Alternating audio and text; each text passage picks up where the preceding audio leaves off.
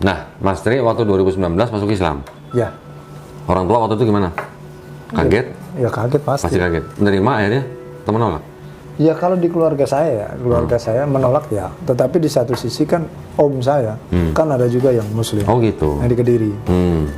Kalau di keluarga saya sih tidak terlalu gimana, tetapi yang menolak ya pastilah. Sama. Waktu masuk Islam sudah menikah belum? Sudah. Oh sudah. Terus istri ikut apa enggak? Enggak. Oh enggak ikut. Jadi? Kembali ke Palembang. Oh kembali Palembang. Dan bersama saya kasusnya. Oh jadi pisah. Bisa. Sampai Sekarang udah nikah lagi? enggak. Oh belum? Kamu. Lo kok belum cariin, Sep? Parah sih lo, Sep? Jadi? Alhamdulillah kita berjumpa kembali di dalam diskusi lintas agama yang membuka cakrawala berpikir kita untuk dapat menemukan kebenaran yang sesungguhnya akan pengabdian kita kepada Sang Maha Pencipta Allah Subhanahu wa Ta'ala yang mengutus para nabi dan rasulnya. Diskusi ini akan disajikan oleh Don Ditan. Ayo kita simak perjalanan diskusinya bersama-sama berikut ini. Bismillahirrahmanirrahim. Jadi udah menduda berapa tahun, Mas? 2019 ya berapa? Ya, semenjak itu. 4 tahun ya? Oke. Wah, so tampang begini susah nyari istri gimana sih, Mas? Coba cari dong. Ntar gua tanyain Bu itu ya. Banyak stok ntar. Dulu kok Pak Yunan juga sering ini saya. Gitu ya? Iya, cuman memang apa ya? Saya menepis isu. Isunya kan yang digoreng oleh teman-teman misionaris maupun gereja. Saya itu masuk Islam karena menikah, gitu loh. Jadi ini saya buktikan ke mereka bahwa saya tidak pernah ada hubungan dengan perempuan. Bahkan dulu pernah sekali saya, Pak Yunan juga kenal. Itu malah orang Muslim yang pelacur. Pelacur kami didik, kami iniin, dia mau sholat lagi, dia mau balik lagi, tapi keluarganya nggak setuju. Nggak apa-apa, saya bilang. Justru itu yang saya mau nikahi dulu. Tapi di satu sisi yang beredar isu, saya itu menikah dengan pengusaha rental mobil yang kaya, makanya saya masuk Islam. Kan konyol. Saya udah pernah bawa ketemu Pak Yunan itu. Oh gitu. Udah bawa ketemu Pak Yunan, ngobrol-ngobrol sama beliau. Tapi akhirnya nggak jadi. Dia menikah dengan orang Bandung. Saya datang, dia nikah. Yang Nah, tadi penting dia maksud saya gini, kembali ke Mas Tri. jalan. Maksud saya gini. Mas Tri ini sampai akhirnya berpisah dengan istri untuk masuk Islam. Ilmu misionarisnya kan udah ngelotok lah ya di kepalanya Mas Tri ini. Setelah mengetahui Islam, gimana kondisi di komunitas Islam tuh gimana? Iya, kalau di komunitas Islam ya menurut saya giroh untuk dakwahnya jujur aja agak kurang. Kenapa? Karena memang mereka mungkin karena sudah menjadi mayoritas yang pada akhirnya dia tidak menyelidiki sampai sedetil itu bahwa terjadilah di lapangan itu di kalangan bawah itu yang seperti ini gitu. Mereka tidak melihat dari sisi itu. Makanya saya pun sekarang ketika di Muslim di Islam ini saya akan bangkitkan giroh itu lagi gitu loh. Untuk apa? Generasi terutama. Kalau yang tua mungkin udahlah, tetapi untuk generasi ini penting.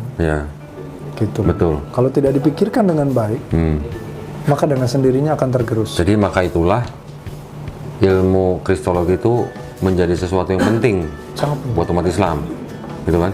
Kan untuk mengetahui kayak akidah mereka bagaimana menjawab mereka kalau mereka mencoba melemahkan akidah kita, kan begitu kan? Sama halnya seperti dulu waktu Mas Tri belajar Islam untuk melemahkan akidah orang Islam, gitu kan? Karena begini loh, kita ini kan di fase mewarisi agama, bukan mewarisi iman. Gitu. Kenapa saya berani berkata begitu? Karena ketika kita terlahir Kristen, maka kita agamanya Kristen. Terlahir Islam, agamanya Islam. Karena orang tua kita seperti itu agamanya. Nah, saya sering kadang-kala iseng ya bertanya dengan teman-teman Islam, kenapa sih kamu Islam? Ya karena bapak saya Islam. Kamu tahu nggak Islam itu artinya apa? Saya coba ngetes gitu loh. Banyak kan bingung. Banyak kan nggak tahu ya. Islam itu apa? Muslim itu apa? Terus kenapa ada rukun iman? Kenapa ada rukun Islam? Sampai saya itu dengan teman-teman dari Gontor dulu, saya minta tolong, buatkan buku-buku kecil yang berkenaan dengan rukun iman, rukun Islam itu aja dulu, tentang dasar tentang nanti tauhid itu bagaimana, itu aja dulu, supaya apa? Supaya generasi muda mereka memahami kenapa ya saya itu bersahadat.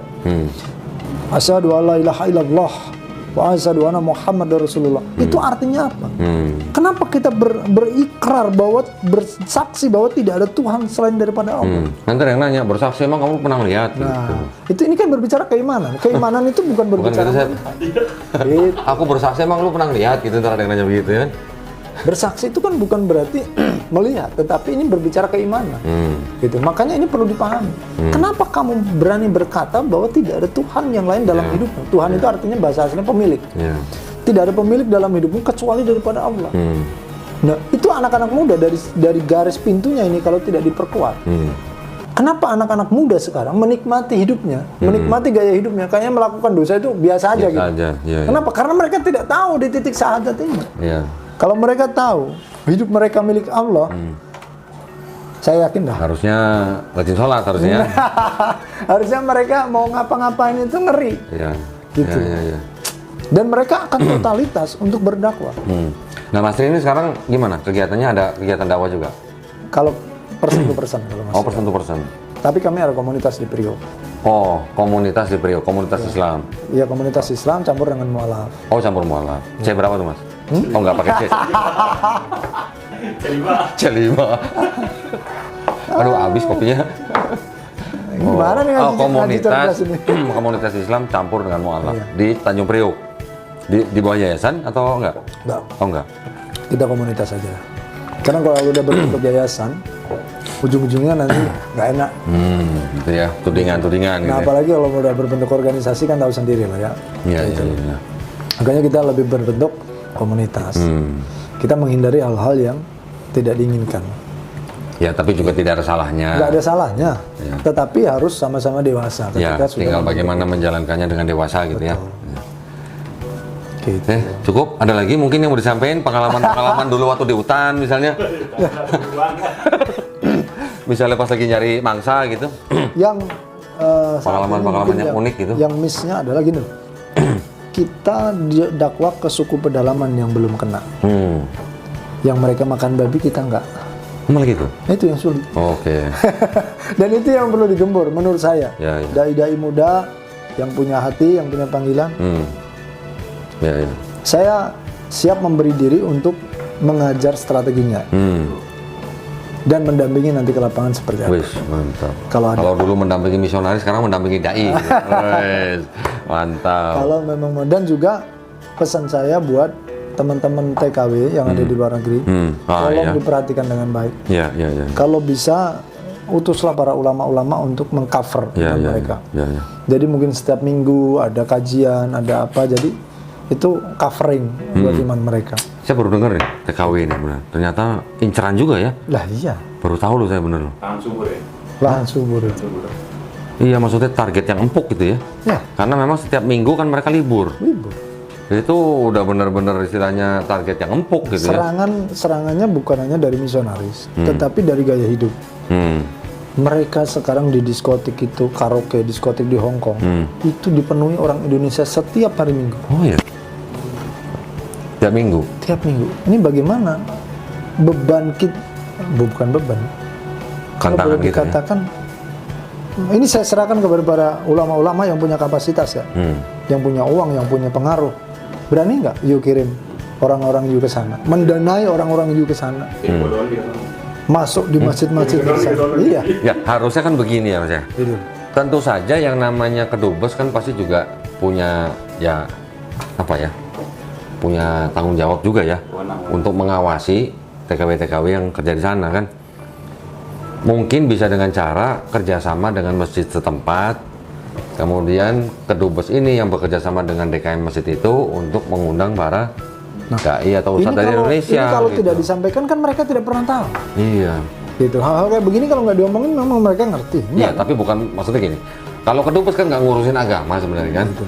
Tapi mereka kan mengawasi apa namanya TKW-TKW yang ada di sana. Di kita ini kan ada departemen agama. Departemen agama yang dipegang mayoritas di departemen agamanya kan di Indonesia. Nah, tetapi kan masukan-masukan seperti ini kan bisa menjadi pertimbangan buat mereka. Ya, iya maksud saya entah itu dari masjid setempat di sana yang ada jamaahnya orang Indonesia, atau mungkin orang-orang yang di kedubes, atau mungkin orang di Kemenak bisa kerjasama koordinasi untuk tadi Mas Tri bilang covering gitu ya, menjaga akidah mereka di sana. Itu kalau tidak dijaga udahlah.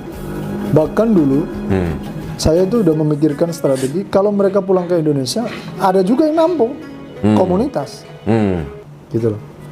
Komunitas Kristen maksudnya? Yang murtad dari sana udah ditampung di sini, ditampung oleh para misionaris di sini. Iya. Ini kontak personnya, ini ininya. Udah mulai ada komunikasi lagi di sini. Jadi tidak dibiarkan untuk mereka lepas. Kenapa targetnya? Karena mereka pulang ke Indonesia punya keluarga yang muslim. Bagaimana keluarganya ini juga kena. Ujung-ujungnya multiplikasi. Nah itu tadi. Udah pikirannya udah ke sono pasti. Gak mungkin. Ini kenapa sampai saya mau muncul? Karena ini pergerakan yang cukup berbahaya. Segede apapun kalau digerogoti dari dalam hancur. Iya. Penyakit itu. Gitu loh. Mas, tahu nggak kira-kira di Indonesia tuh ada berapa sih misionaris yang berkeliaran gitu? Kira-kira Ribuan pun ada. ribuan. Ada. Bahkan kan ada yayasan-yayasan tertentu yang memang mereka bergerak di situ. Gitu. Belum lagi yang dari gereja, belum lagi yang dari luar negeri. Gitu. Yang dari luar negeri itu apa? Gereja juga? Atau badan misionaris juga? Kalau dari luar negeri itu begini sistemnya, kayak orang Korea misalnya, Korea, mereka kan di sini izin tinggalnya harus punya usaha, jadi mereka bangun kayak restoran, apa, itu hanya kamuflase doang.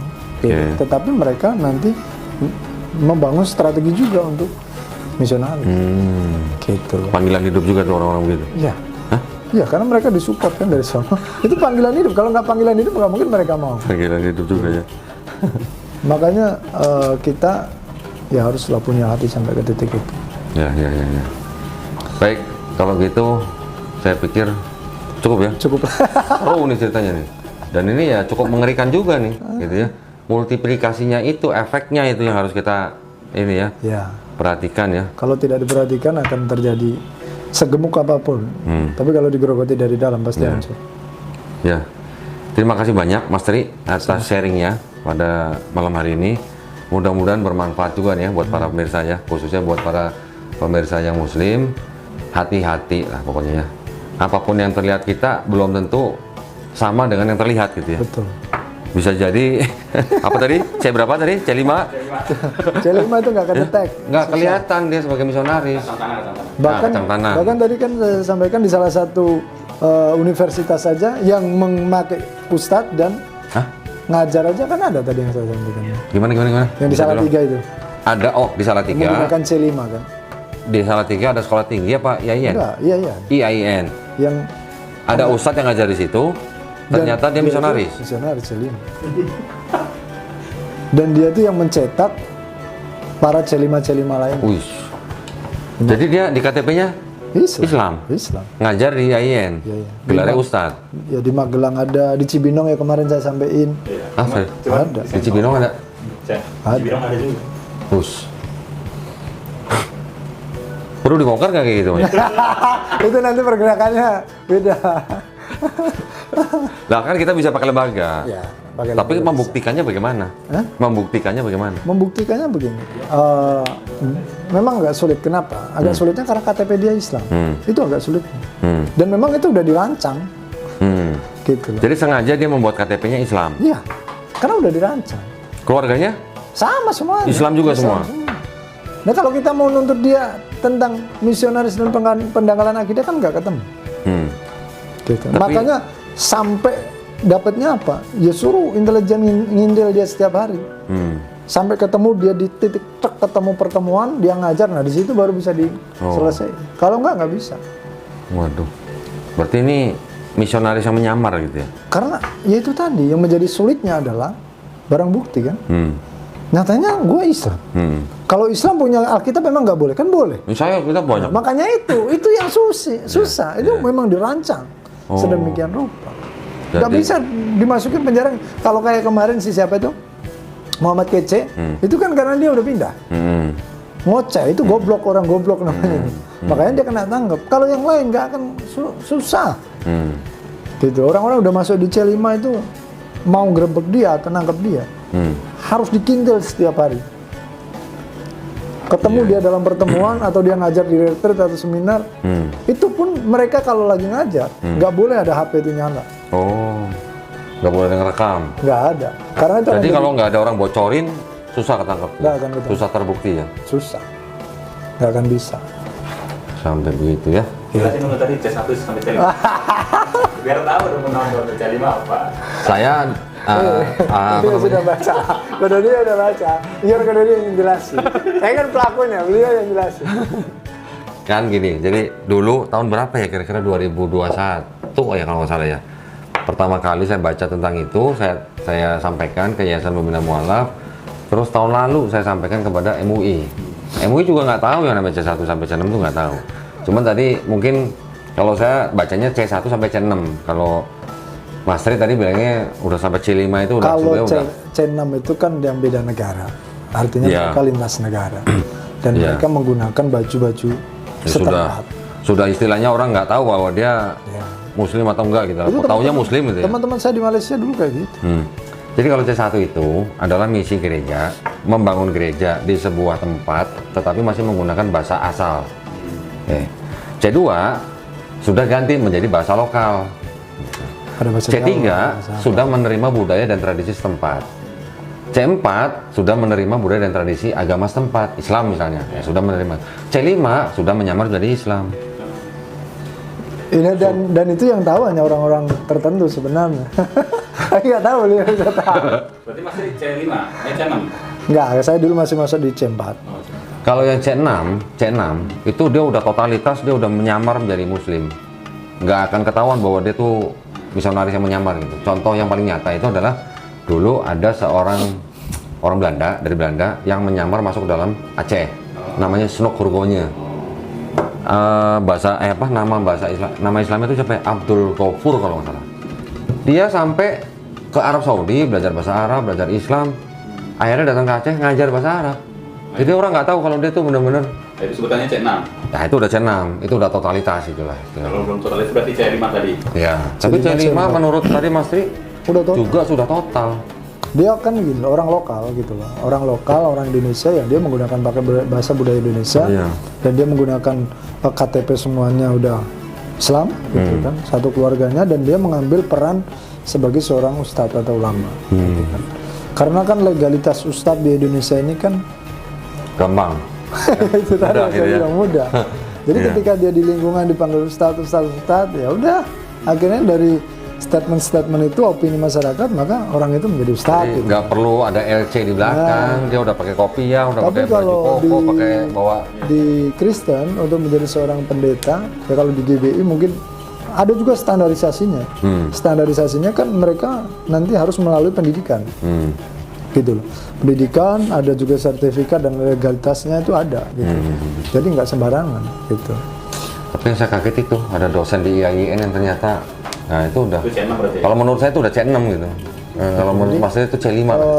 Hal-hal seperti ini banyaklah terjadi Ada ya? dan beliau ini yang mencetak para C5 lainnya. Mencetak misionaris. Yang dia cetak itu orang mahasiswa yang Muslim atau dari orang lain? Dari Muslim. Dari Musliman. Dari Muslim dicetak seperti mereka. Wih, ngeri juga ya. Gitu. Ya, jadi para pemirsa nih udah dengar sendiri nih ya. Ini mantan misionaris, bukan mantan pendeta juga, tapi dia lebih lebih terlibat di dalam misi ya, dalam misionaris. Berarti ini mantan misionaris juga, mantan pendeta juga, tahu seluk-beluknya, tahu bedanya pendeta sama misionaris ya. Mudah-mudahan obrolan kita ini bisa membentengi akidah kita semua ya. Dan maksudnya dari upaya-upaya pemurtatan. Kita tidak pernah tahu kapan kita kedatangan tamu yang tidak diundang. Betul ya? Betul kan? Sangat tidak diundang. Lah buktinya tadi ada orang sakit ditawarin doa segala macam kan. Itu hal yang paling kecil tapi kan memang bisa mengena gitu ya. Perhatian itu. Perhatian. Kalau mau dibongkar mah banyak lah, udah lah, nanti next lain waktu mungkin. Siap ya. Jadi gitu para pemirsa ya. Baik kalau gitu terima kasih banyak perhatiannya ya dari para pemirsa. Buat para pemirsa juga yang ingin mendukung perjuangan dakwah kami, silakan bisa mengirimkan ke BSI dengan nomor rekening 111889988 atas nama YPM Atawi Jakarta, dan bisa mengkonfirmasikan ke nomor handphone 0813 9883 7007. Barakallahu fikum, semoga partisipasi para pemirsa diterima di sisi Allah Subhanahu wa taala sebagai amal jariah ya. Amin ya rabbal alamin. Jumpa lagi kita nanti di konten-konten selanjutnya. Akhir kata wabillahi taufiq wal hidayah. Wassalamualaikum warahmatullahi wabarakatuh.